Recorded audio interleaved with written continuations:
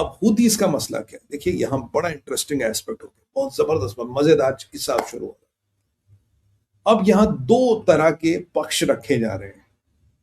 एक पक्ष पजिस्के रख रहा है कि यार हम मुसलमान सब एक है, शिया सुन्नी का कोई बैर नहीं है और हमें सबको अब मिल के लड़ना चाहिए और ये करना चाहिए, इस्लामिक दुनिया की ताकत है। Good good rhetoric. और यहां से अराची कर, अगर हम सब मुसलमान एक साथ आ जाए हमें कोई नहीं हरा सकता, ये वो। तो पजिस्कियन और अराची मुसलमान वाला बैंड वैगन चला रहे हैं, ठीक है, मुसलमान है एक, ये शिया सुन्नी का बैर।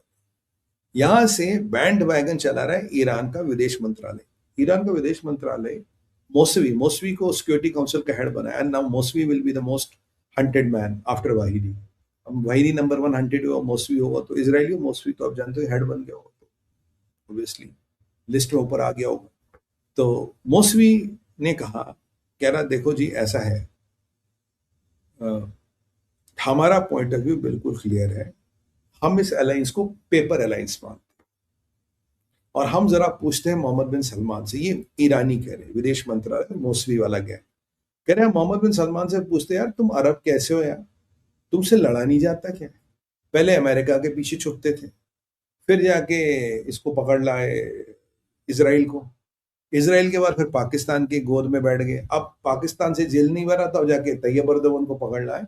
अरे भैया तुम मुसलमान हो, तुम लड़ना कब सीखोगे? मतलब when Arabs learn to fight, तुम लड़ो ना हमसे, तुम्हारे पास बेहतरीन जहाज है, बेहतरीन टेक्नोलॉजी हो, तो मैं मानता हूँ सऊदी के पास बेहतरीन वेपन है, तो लड़ने में क्या डर लग रहा था? तो तुम्हें लोगों की जरूरत क्या, कभी इसके पीछे छुपते कभी उसके पीछे छुपते, जबकि मैंने आपको शुरू से बोला सऊदी हमेशा मर्सनरियों से लड़ता, कभी खुद नहीं लड़ा। अरब शेख खुद नहीं लड़ते, ठंड पाते, अंगूर अंगूर खाते, हम थोड़ी नहीं लड़ेंगे, ये हमने पाल किस लिए रखे? मुझे ना यार तुम तो मुसलमान ही नहीं हो। ये ईरानियों ने कहा मुझसे तो मुसलमानों का ट्रेड होता लड़ना, तो मुसलमान ही नहीं हो। चलो अच्छा वो काफिर घोषित नहीं कर दिया, आप तो काफिर भी घोषित कर देते हो आजकल बहुत जल्दी। तो वैसे पाकिस्तानियों ने मोहम्मद बिन सलमान को यहूदियों का दलाल तो पैसे पहले घोषित करा, क्योंकि पैसे नहीं देता ना आजकल। अब ये यहाँ सिस्टम चल रहा था, तो ईरान ने कहा यार ये कागज अलायंस है, हमें कोई फर्क वरक नहीं पड़ता, और हम वही करेंगे जो हमें करना है, अगर किसी की औकात हो हमें रोकना तो रोके। अब कल फोटोएं आ रही थी जी, नमाज शुक्राना पढ़ी जा रही है सब लाइन में, न्यू अलायंस फिदा नाकान वकान। अच्छी नमाज पढ़ना अच्छी बात है, पढ़नी चाहिए, नमाज शुक्राना भी अच्छी बात है, पढ़नी चाहिए। बट ये आपने फोटो वोटो लगाए सब इंटरनेट पे, बट इंटरनेट वॉज, बड़ी बातें हो रही थी, बहुत बहुत जबरदस्त समय, गुड। अब आगे क्या हुआ, आगे जरा सिचुएशन में थोड़ा टर्न आता। टेक्निकली ये अलायंस ईरान से लड़ने के लिए बना है, क्योंकि आपके पास ऑप्शन था, या तो आप इसराइल अमेरिका के साथ लड़ो या पाकिस्तान तुर्किया के साथ लड़ो। तैयब अर्दोगन ने बोला यार तू पाकिस्तान तुर्किया के साथ क्यों लड़ता है, सॉरी तू ईरान इसराइल और ईरान के साथ, हम है ना खड़े तुम्हारे लिए, हम लड़ेंगे आपके साथ, बस साइन कर लो यहाँ। अब मोहम्मद बिन सलमान के पास पैसे, दोनों कंगलों को पता, तुर्की वाला कंगला और शाहबाज, दोनों को पता इसके पास पैसे, लीच की तरह चिपक जाओ, इससे पैसे खींच लो। दोनों लीच की तरह चिपक गए, लीच का काम होता खून चूसना। तो मोहम्मद बिन सलमान बोले टेंशन मत लो साहब, हम लड़ेंगे आपके लिए, टेंशन। ईरान ने देखा, बोला अच्छा तुम्हारे लिए लड़ने, अब तो तुम हमसे लड़ो। ईरान ने ये रिएक्शन नहीं दिया, अब इसराइली अमेरिका की बात, तब ये रिएक्शन नहीं दिया। ईरान ने क्या कर दिया साहब, सऊदी अरामको के सबसे बड़े गैस फील्ड और सबसे बड़े ऑयल फील्ड पे अटैक कर दिया, ऑयल ऑयल इंफ्रा, जबेल और जबीन में, दैट इज जबेल और जबीन में इन्होंने जाके अटैक कर दिया और इनकी वाट लगा दी। ये दोनों बड़ी इंस्टॉलेशन, मैं आपको नाम बता रहा हूँ, somewhere in my mobile phone, can tell you the name, कहाँ गया भाई नाम।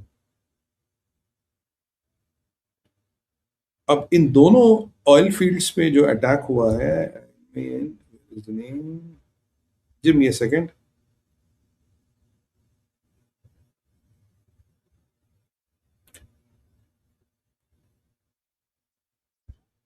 जिजान और जिजान और जुबेल, इन दोनों जगह पे इन्होंने अटैक कर लिया, और एक गैस है ऑयल कन्फर्स, दोनों में आग लग गई। अब दोनों में आग लग गई तो ईरान कहता देख भैया, तुमने टाई अप किया तुमने नमाजी शुक्राना वुकराना पढ़ा, फोटो वोटो अच्छी छापी, दुनिया को डर लगा, हम भी डरे, पर हमने होते को ठोक दो इनको, देखी जाएगी अब कौन लड़ने आतेगा। ये पाकिस्तान का मुल्ला मुनीर आएगा गधे पे बैठ के, या तैयब अर्दोगन आएगा हवा वाले घोड़े पे बैठ के, कि कौन आएगा लड़ने। अब मैं देख रहा था, मैंने कहा यार अब तो पाकिस्तान मोर्चा खोल देगा, मतलब बलूचिस्तान से मोर्चा खोल के ईरानियों की ऐसी तैसी कर देगा, और तैयब अर्दोगन के F-16 नजर आएंगे मुझे यूं शूं करते हुए। भगवान कसम मक्खी भी नजर नहीं है, F-16 तो दूर की बात है। और यहाँ तो मुझे घला तो दूर की बात है, यहाँ तो मुझे खच्चर नजर नहीं आया। अब मुझे लगता है गधे के पास घास नहीं थी और हवा वाले घोड़े के हवाओं में पंखों में थोड़ा कचरा आ गया था। तो अब बेसिकली कोई नहीं यार, हूथियों ने जबरदस्त अटैक कर लिया। हूथियों ने कहा बेटा अब तेरा ब्लॉकेट भी बढ़ा देंगे हम, और तेरे शिप्स को भी आने नहीं देंगे। तेरे हमने करीब 9-10 शिप रोक दी, एक आध 2 शिप तेरे फूक भी दिए। और अब तू बता क्या करेगा। न तेरे शिप जाने दे रहे और तेरे ऑयल इंफ्रा पे अटैक करे। अब पता किसको बुलाएगा। कल तुमने तो अटैक किया, बुलाओ तो ये बोला F-16 भेज दो तुर्की के।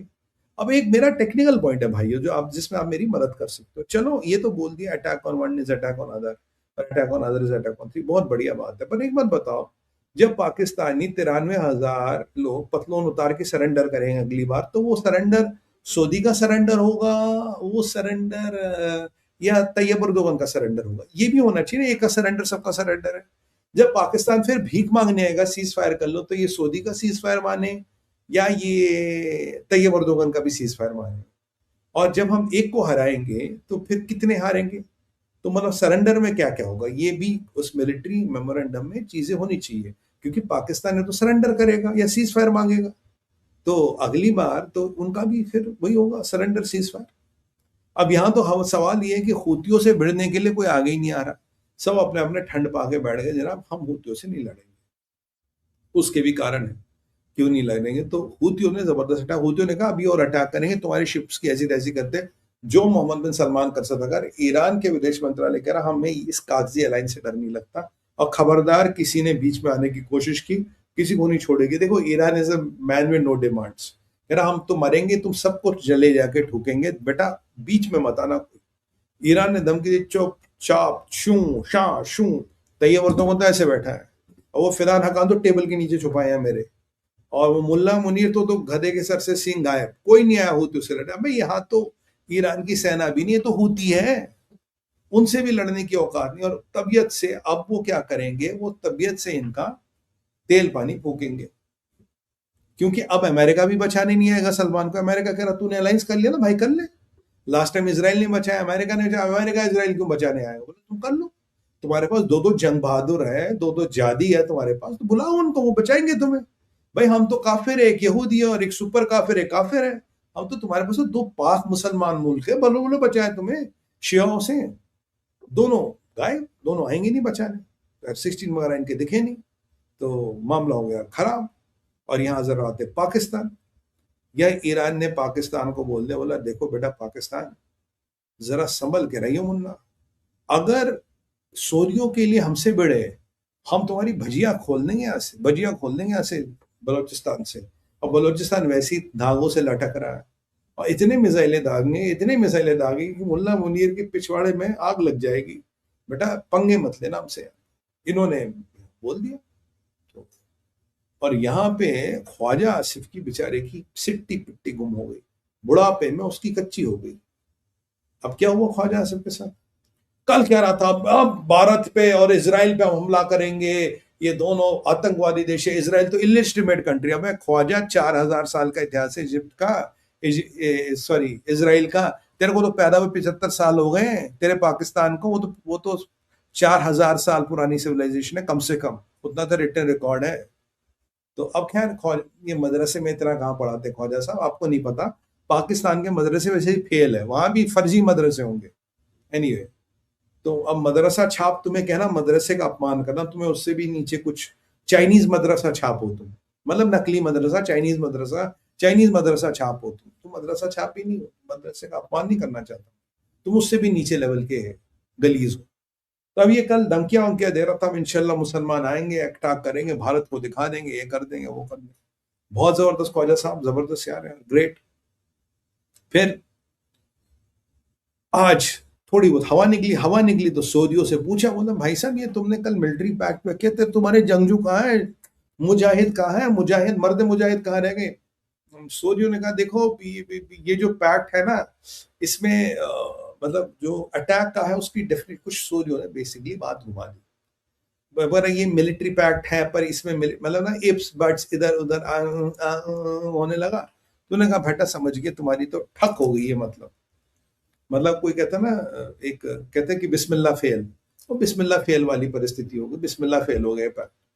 अब ख्वाजा से पूछा, बोला कल तो तू बड़ा इसराइल को धमकी, भारत को अब तो बातचीत करने का तो सीधा जंग करेंगे, फतह करेंगे, ये करेंगे वो करेंगे, बहुत जबरदस्त।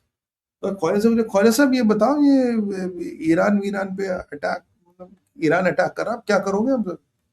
तो ख्वाजा साहब कह रहे देखो यार ऐसा है, अभी जो मसौदा है ना, ये एग्रीमेंट, ये अभी हमने ठीक से नहीं पढ़ा। अरे ठीक से हम पढ़ेंगे, फिर समझेंगे, फिर जानेंगे, और फिर हम तुम्हें इस पे जवाब देंगे।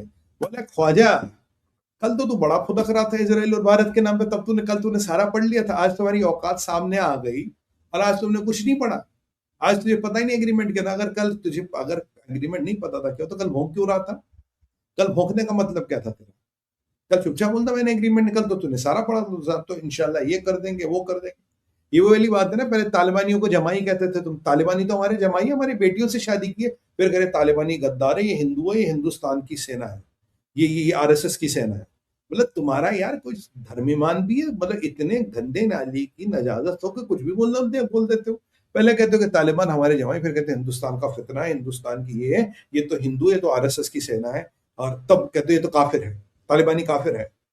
अब तो मोहम्मद बिन सलमान को काफिर कब करोगे? मैं तो उस डेट का वेट कर रहा हूँ, तुम उसको भी एक दिन काफिर बोल दोगे। अब भाई किंग अब्दुल्ला साहब को काफिर मत बोलना, प्रॉफिट साहब के डिसेंडेंट है, कुफ्र हो जाएगा, ये मत करना तुम।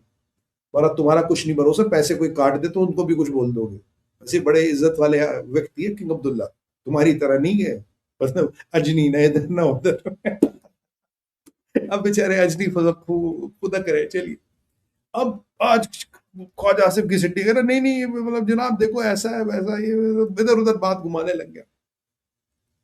अब एक और कहानी है, कहानी ये है कि कुछ शिया मौलवियों ने पाकिस्तान के एस्टेब्लिशमेंट को धमकी दी। बोला जनाब ऐसा है, इतिहाद वितिहाद तो आपने कर दिया, पर ऐसा ना हो कि आप ईरान के खिलाफ खड़े हो जाओ, और अगर आप ईरान के खिलाफ खड़े हो गए तो हम भूल जाएंगे हम पाकिस्तान में रहते। हाय हाय हाय हाय हाय, ये आ गया मजा। और इसीलिए ईरान ने क्या करा, इस कागजी अलायंस को तो मानती नहीं, ले होती हो जाके ठोको, देखते हैं आप कौन बचाने आता। अमेरिका इसराइल भी नहीं आएगा बचाने। मोहम्मद बिन सलमान साहब क्या पंगा ले लिया, किन के चक्कर में पड़ गए? ये इसराइली लड़ते अमेरिका लड़ते, ये तो दोनों ठस है, ये कहां से लड़ेंगे? अरे आप इनके वो छाती पे मेडल देख के तो नहीं इंप्रेस हो गए? वो चाइना में बने हैं सारे, तो चाइनीज मेडल लगा के घूमते हैं ये। एनीवे, तो अब इनका मामला हो गया खत्म। तो जब शियाओं ने धमकी दी, और मुल्ला मुनीर की समस्या है इसकी आधी सेना सुन्नी पंजाबी है, मुसलमान, बाकी शिया भी है, बलोच भी है, हजारा भी है, शिया काफी मात्रा में। और अब इसको लगा यार अगर शियाओं ने बगावत बगावत कर ली तो भारी हो जाएगा भाई, नौकरी बचाना भारी हो जाएगा, नौकरी का जान बचानी भारी हो जाएगी, तो चुपचाप बैठ गया। तो आज ख्वाजा आसिफ को पता ही नहीं कि एग्रीमेंट में है क्या। चलो ख्वाजा आसिफ तुसी भी ग्रेट हो, चलो मैं एग्रीमेंट जब मिल जाओ ना इंशाल्लाह तब बात करेंगे, उसमें है क्या। फिर धमकी वमकी देने आना, चड्डी पहन के धमकी देने आना, पर पठानों के एरिया में चड्डी पहन के मत जाना, बहुत डेंजर है, बहुत डेंजर है। पठानों के एरिया में मत जाना चड्डी वड्डी पहन के, वेरी डेंजरस।